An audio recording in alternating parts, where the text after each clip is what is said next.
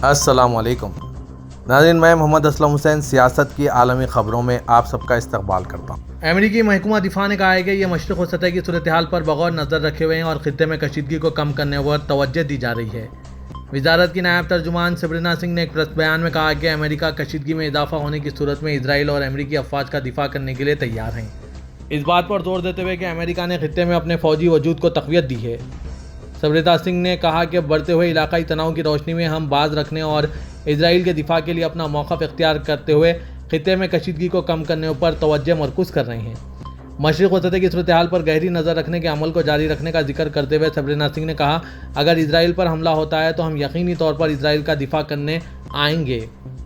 انہوں نے کہا کہ امریکہ کی جانب سے خطے میں اپنے فوجی وجود کو تقویت دینے کا مقصد باز رکھنا اور علاقائی کشیدگی کے حق میں نہ ہونا ہے۔ انہوں نے مزید کہا کہ ہم غزہ میں جنگ بندی کے حصول کے لیے اپنی کوششیں جاری رکھیں گے۔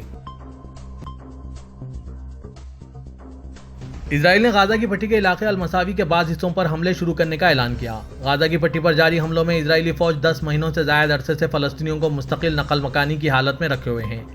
اسرائیلی افواج کے ترجمان آڈرائی نے سوشل میڈیا سے ایک نقشہ شیئر کیا اور کہا کہ دیر البلخ شہر کے مشرقی علاقوں کے ساتھ ساتھ خان یونس کے القرار، المساوی، جیلا، حامد اور الناصر کو بھی خالی کر دیا جائے۔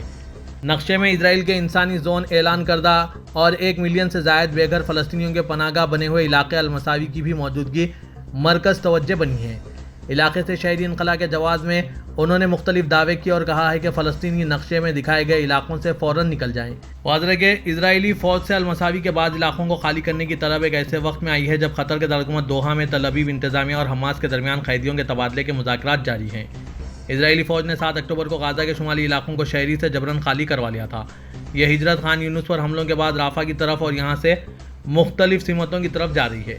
خان یونس اور رافع پر حملوں کے دوران اسرائیل نے یہاں موجود فلسطینیوں سے المساوی جانے کا مطالبہ کیا اور اس علاقے کو محفوظ علاقہ قرار دیا تھا۔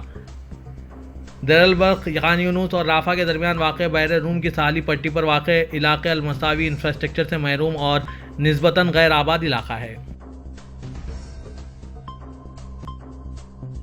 اقوام متحدہ نے اسرائیلی حملوں کے نتیجے میں غزہ میں 40,000 اموات کی سرکاری سطح پر تصدیق کر دی۔ اقوام متحدہ کے سیکریٹری جنرل دفتر کے ترجمان فرحان حق نے معمول کی پریس کانفرنس میں اخباری نمائندوں کے سوالات کے جوابات دیے۔ حق نے کہا کہ اقوام متحدہ کے ہائی کمشنر برائے حقوق انسانی وولکر ترک نے کہا ہے کہ یہ وقت آج کی دنیا کے لیے ایک تکلیف دہ سنگ میل ہے۔ غزہ وزارت صحت کے زیادہ تر بچوں اور عورتوں پر مشتمل 40,000 فلسطینیوں کے اموات سے متعلقہ بیان کی سرکاری سطح پر تصدیق کر دی گئی ہے۔ فرحان حق کے مطابق انہوں نے کہا کہ اموات کی اکثریت کی وجہ اسرائیل افواج کی طرف سے جنگی قانون کی خلاف ورزی ہے اور یہ چیز بار بار دہرائی گئی ہے۔ حق نے کہا ہے کہ حالیہ 10 مہینوں میں غزہ میں ہر روز 130 افراد کو قتل کیا گیا۔ اقوام متحدہ کے سیکریٹری جنرل اینٹونیو گٹرس نے بھی ہائی کمشنر برائے حقوق انسانی وولکر ترک کے اندیشوں سے اتفاق کیا اور کہا کہ یقیناً ہمیں اس بات کا بھی اندازہ ہے کہ قتل کی یہ روزانہ کی تعداد محض ایک اندازہ ہے، کیونکہ ابھی تک عمارتوں کے ملبے تلے بہت سی لاشیں دبی ہوئی ہے۔ ان نامعلوم لاشوں کو بھی مد نظر رکھا جائے تو اموات کی گنتی میں کوتاہی ممکن ہے۔ فرحان حق نے کہا کہ سیکریٹری جنرل کے نقطہ نظر کے مطابق گنتی میں کوتاہی کے باوجود اموات کی اتنی بھاری تعداد فائر بندی، قیدیوں کے تبادلے اور بلا رکاوٹ انسانی امداد کی ہنگامی ضرورت کی ایک اور اہم وجہ ہیں۔ لبنان کے فوجی ذرائع کے مطابق جنوبی لبنان کے ایک سرحدی گاؤں پر آج جمعے کے روز اسرائیلی فضائی حملے میں حزب اللہ کا ایک رکن ہلاک اور ایک زخمی ہو گیا۔ عسکری ذرائع نے نام ظاہر نہ کرنے کی شرط پر بتایا کہ اسرائیلی جنگی طیارے نے ایتارون گاؤں میں ایک مکان پر حملہ کیا، جس کے نتیجے میں یہ ہلاکتیں پیش آئی۔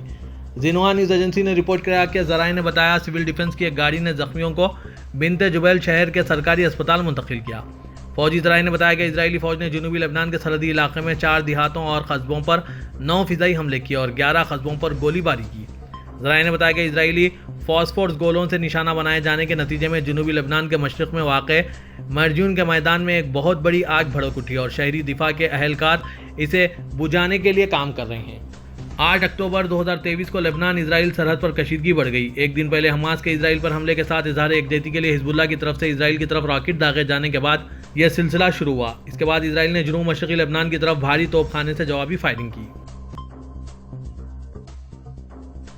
امریکہ جرمنی کے ساتھ $5 بلین مالیت کے 600 عدد پیٹریاٹ میزائل سامان کی اور اٹلی کے ہاتھ $738 ملین مالیت کے ڈرون سامان کی فروخت کر رہا ہے۔ پینٹاگون کی دفاع، سلامتی و تعاون ایجنسی کے جاری کردہ بیان کے مطابق امریکی وزارت خارجہ نے جرمنی کے ہاتھ اسلحے کی نئی فروخت کی منظوری دی ہے۔ بیان کے مطابق جرمنی کو کل $5 بلین مالیت کا اور 600 عدد پیٹریاٹ میزائل سامان فروخت کیا جا رہا ہے۔ توقع ہے کہ اس فروخت کے ساتھ یوکرین کو اسلحہ کا بھاری عطیہ کرنے کے بعد جرمنی کے خالی اسلحہ ڈیپو دوبارہ سے بھر جائیں گے۔ واضح کہ امریکہ کے بعد کیف کو سب سے زیادہ عسکری امداد فراہم کرنے والا ملک جرمنی ہے۔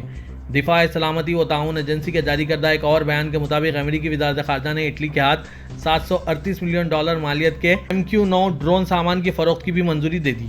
کانگریس کا مطلع کیے جانے کے بعد 15 دن کے اندر اندر کوئی اعتراض نہ ہونے کی صورت میں اسلحہ فروخت کر دیا جائے گا۔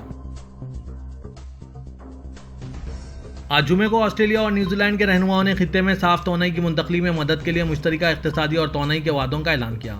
سنہوا خبر رساں ایجنسی نے رپورٹ کیا کہ آسٹریلیا کے وزیراعظم اینتھونی البانی نے اپنے نیوزی لینڈ کے ہم منصب کرسٹوفر لکسن کی کینبرا کے پارلیمنٹ ہاؤس میں آسٹریلیا نیوزی لینڈ کے رہنماؤں کی سالانہ میٹنگ کے لیے میزبانی کی۔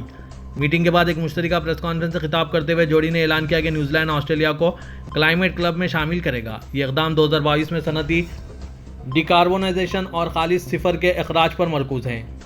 البانی اور لیکسن نے کہا ہے کہ انہوں نے پیرس معاہدے کے تحت موسمیاتی نتائج کی فراہمی اور عالمی صاف توانائی کی منتقلی کے موقعوں سے فائدہ اٹھانے کے لیے تعاون کو مزید گہرا کرنے کے لیے دونوں ممالک کے خزانچی اور موسمیاتی وزراء کے درمیان جولائی کے ایک معاہدے کی توثیق کی۔ البانی نے کہا، مجھے خوشی ہے کہ نیوزی لینڈ نے موسمیاتی کلب میں آسٹریلیا میں شمولیت اختیار کی ہے، جو تسمان میں ڈیکاربونائزیشن کی حمایت کرے گا۔ تھائی لینڈ کی پارلیمنٹ نے 37 سالہ پینٹونگٹن شیناوترا کو ملک کا نیا وزیر اعظم منتخب کر لیا۔ عالمی خبر رساں ادارے کے مطابق 37 سالہ شیناوترا ملک کے بزنس ٹائکون شیناوترا کی سب سے چھوٹی بیٹی اور فیوتھائی پارٹی کی جانب سے نامزد کردہ امیدوار ہیں۔ انہیں 493 کے ایوان میں 314 سے زائد ارکان نے ووٹ دے کر ملک کا نیا وزیر اعظم منتخب کیا۔ اس طرح وہ ملک کی تیسری خاتون وزیر اعظم بن گئی۔ 37 سالہ شیناوترا کو تھائی لینڈ کی سب سے کم عمر وزیر اعظم ہونے کا اعزاز بھی حاصل ہو گیا۔ متحدہ عرب امارات نے گھریلو ملازمین سے متعلق قانون میں کئی ترامیم کیے ہیں، جس سے ان کو مزید تحفظ حاصل ہوا ہے۔ خبر رساں ایجنسی وام کے مطابق UAE میں گھریلو ملازمین کے قانون میں جو نئی ترامیم کی گئی ہے، اس کا مقصد آجروں، گھریلو ملازمین اور بھرتی کمپنیوں کے درمیان تنازعات تیزی سے حل کرنا ہے۔ رپورٹ میں بتایا گیا ہے کہ اب گھریلو ملازمین سے متعلق تمام مقدمات براہ راست کورٹ آف اپیل سے کورٹ آف فرسٹ انسٹنس میں منتقل کیے جائیں گے۔ کورٹ آف اپیل کو ہدایت دی گئی ہے کہ وہ زیر التوا مقدمات کو بغیر کسی فیس کے کورٹ آف فرسٹ انسٹنس میں منتقل کرے، تاہم وہ مقدمات جو پہلے ہی فیصلے کے مراحل میں ہیں ان پر یہ قانون لاگو نہیں ہوگا۔ بیان کے مطابق اگر آجر، گھریلو ملازمین یا بھرتی کمپنی کے درمیان کوئی تنازع پیدا ہوتا ہے اور ان کے درمیان حل نہیں ہو سکتا تو معاملے کو وزارت انسانی وسائل و اماراتائزیشن کے پاس بھیجا جانا چاہیے۔ وزارت مصالحت کے ذریعے تنازع کے حل کی کوشش کرے گی، تاہم اگر طے شدہ مدت میں کوئی تصفیہ نہیں ہوتا تو وزارت کیس کو کورٹ آف فرسٹ انسٹنس میں بھیج دے گی۔ گزشتہ روز ترک گرینڈ نیشنل اسمبلی میں صدر فلسطین محمود عباس کی تقریر کو عرب پریس میں وسیع پیمانے پر جگہ دی گئی۔ سعودی عرب کی خبر رساں ایجنسی SPA نے اس حوالے سے اپنی خبر کو صدر فلسطین کا غزہ کی پٹی پر اسرائیل کے حملے کی فلفور بند کیے جانے کا مطالبہ کے عنوان کے ساتھ شائع کیا۔ خبر میں عباس کے حکومتی ارکان کے ساتھ غزہ جانے کے فیصلے اور اقوام متحدہ کی سلامتی کونسل سے اس دورے کو ضمانت میں لینے کی اپیل پر زور دیا گیا۔ قطر کی خبر رساں ایجنسی QNA نے فلسطینی صدر اور فلسطینی قیادت کے تمام ارکان کے ساتھ غزہ جانے کے اپنے ارادے کا اعلان کیا کہ عنوان سے اپنی رپورٹ میں اس طرف توجہ مبذول کر رہی ہے کہ صدر عباس کے خطاب کردہ ترک گرینڈ نیشنل اسمبلی میں فلسطین سے متعلق غیر معمولی اجلاس میں صدر ترکی رجب طیب اردوغان نے بھی شرکت کی۔ عمان کی خبر رساں ایجنسی ONA نے عباس اسرائیل فلسطینی عوام کے خلاف نسل کشی کر رہا ہے کہ عنوان سے شائع ہوئی خبر میں عباس کی تقریر کو وسیع کوریج دیا گیا اور فلسطینی صدر کی جانب سے اسرائیل کے جرائم کے خلاف عالمی حلقوں کی خاموشی کی مذمت کی گئی۔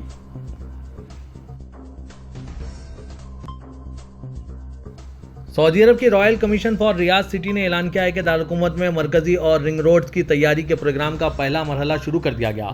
العربیہ نیٹ کے مطابق ریاض رائل کمیشن کا کہنا ہے کہ پہلے مرحلے میں 13 ارب ریال کی لاگت کے 4 منصوبوں پر عمل درآمد کیا جائے گا۔ منصوبوں کے لیے کانٹریکٹ کا اعلان آنے والے دنوں میں کیا جائے گا۔ مین روڈ اور رنگ روڈز کی ترقی کے پروگرام کا مقصد ریاض میں نقل و حمل کے نظام کو بہتر بنانا اور اسے مشرقی وسطی میں پائیدار نقل و حمل اور لاجسٹکس خدمات فراہم کرنے کے لیے ایک اہم مرکز بننے کے لیے تیار کرنا ہے۔ ایک دوسری جنوبی رنگ روڈ کی تعمیر جو مشرق میں نئی خروج روڈ سے مغرب میں جدہ روڈ تک 56 کلومیٹر تک پھیلی ہوگی۔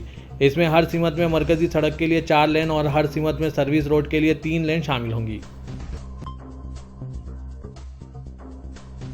سعودی عرب کی جنرل اتھارٹی برائے شماریات نے کہا ہے کہ سعودی عرب میں جولائی 2023 کے مقابلے میں جولائی 2024 کے دوران سالانہ افراط زر کی شرح 1.5% تک پہنچ گئی، جبکہ سالانہ افراط زر کی شرح جون 2024 میں بھی 1.5% ریکارڈ کرنے کے بعد لگاتار دوسرے مہینے مستحکم رہی، جو دسمبر 2023 کے بعد سے سب سے کم سطح ہے۔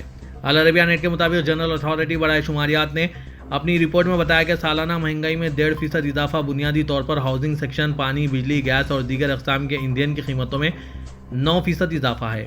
خوراک اور مشروبات کی قیمتوں میں 0.5% اضافہ ہوا، جبکہ ٹرانسپورٹیشن سیکشن کی قیمتوں میں 3.5% کمی ہوئی۔ ترکیہ کے صدر رجب طیب اردوغان نے کہا ہے کہ جب تک ہم دہشت گردی کی کمر توڑ نہیں دیتے، ہماری جدوجہد عزم مصمم کے ساتھ جاری رہے گی۔ صدر اردوغان نے جینڈر میری اور کوسٹ گارڈ اکیڈمی کی تقریب تقسیم اسناد سے خطاب کیا۔ انہوں نے کہا کہ جب تک ہم دہشت گردی کو ملک کو درپیش خطرات کی فہرست سے خارج نہیں کر دیتے، اپنی جدوجہد کو پورے عزم و ارادے کے ساتھ جاری رکھیں گے۔ قانون کا احترام کرنے والوں کے ساتھ ہمیں کوئی مسئلہ نہیں، لیکن جو خود کو حکومت سے اور حکومتی اداروں سے بالا سمجھتے ہیں، ان کا ہم کوئی لحاظ نہیں کریں گے۔ صدر اردوغان نے کہا کہ جمہوریہ ترکیہ ترک، کرد، عرب، سنی، علوی کی تفریق کیے بغیر 85 ملین آبادی کے مشترکہ وطن ہے۔ یہ ملت ہماری اور یہ وطن ہم سب کا ہے۔ پاکستان نے بنگلہ دیش کی سابق وزیر اعظم شیخ حسینہ کی برطرفی میں ملوث ہونے کے حوالے سے عائد الزامات کو مسترد کرتے ہوئے کہا ہے کہ ان میں قطعی صداقت نہیں۔ آج جمعے کو ہفتہ وار پریس بریفنگ سے خطاب میں دفتر خارجہ کی ترجمان ممتاز بلوچ نے کہا کہ ان الزامات میں قطعی صداقت نہیں۔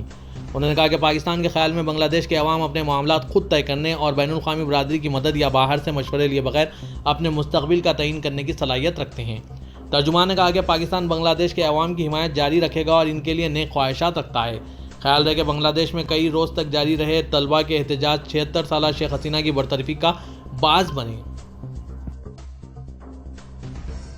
پاکستان کے مسلم لیگ نواز کے صدر نواز شریف نے کہا ہے کہ جب سے شہباز شریف وزیر اعظم اور مریم نواز وزیر اعلیٰ بنی ہیں، میں ہر روز یہی کہتا ہوں کہ مہنگائی ختم کرو۔ نواز شریف نے جمعے کو لاہور میں وزیر اعلیٰ پنجاب مریم نواز کے ہمراہ پریس کانفرنس کرتے ہوئے کہا کہ یہ مہنگائی ہم نے نہیں کی، اس کے ذمہ دار کچھ اور لوگ تھے۔ نواز شریف نے کہا کہ میں تو آئی ایم ایف کو خدا حافظ کہہ دیا تھا۔ آئی ایم ایف کو لانے والے وہی ہیں جو آج جیل میں بیٹھے باتیں کر رہے ہیں۔ میں آج بھی کہتا ہوں کہ مجھے کیوں نکالا، مجھے نہ نکالا جاتا تو ڈالر کی قیمت کبھی 104 سے آگے نہ جاتی۔ ہم نے ریکارڈ مدت میں بجلی کے کارخانے مکمل کر کے توانائی کے بحران پر قابو پایا۔ ہمارے زمانے میں 10 روپے کلو سبزیاں ملتی تھی۔ نواز شریف نے بڑھتی ہوئی مہنگائی کا ذکر کرتے ہوئے کہا کہ اس ساری صورتحال کے ذمہ دار وہی ہیں جو ہمارے بعد اقتدار میں آئے۔ کوئی ہمیں جواب دے گا کہ کیوں 2017 میں ہمارے خلاف سازش کی گئی تھی، کیوں ہمیں اقتدار سے نکالا گیا، وہ چہرے کون تھے؟ اس بارے میں قوم کو سوچنا چاہیے۔ شریف نے مزید بتایا کہ پنجاب حکومت نے اگست اور سپٹمبر کے بلوں میں فوری ریلیف دینے کا فیصلہ کیا ہے۔ انہوں نے اعلان کیا کہ پنجاب حکومت 1 سے 500 یونٹ استعمال کرنے والے صارفین کو فی یونٹ 14 روپے ریلیف فراہم کرے گی۔ بنگلہ دیش میں عبوری حکومت کے سربراہ پروفیسر محمد یونس نے ہندوستان کے وزیر اعظم نریندر مودی سے فون پر بات کی۔ وزیر اعظم نریندر مودی نے ٹویٹ کر کے یہ اطلاع دی۔ پی ایم مودی نے social media platform X پر لکھا کہ بنگلہ دیش میں حکومت کے مشیر پروفیسر محمد یونس نے مجھ سے فون پر بات کی۔ دونوں رہنماؤں نے موجودہ صورتحال پر تبادلہ خیال کیا۔ وزیر اعظم مودی نے مزید لکھا کہ محمد یونس نے جمہوری، مستحکم، پرامن اور ترقی پسند بنگلہ دیش کے لیے ہندوستان کی حمایت کا اعادہ کیا۔ انہوں نے بنگلہ دیش میں ہندوؤں اور تمام اقلیتوں کے تحفظ کا یقین دلایا۔ بنگلہ دیش میں عبوری حکومت کے قیام کے بعد یہ پہلا موقع ہے کہ ملک کی اعلیٰ قیادت نے ہندوستان کی اعلیٰ قیادت سے بات کی۔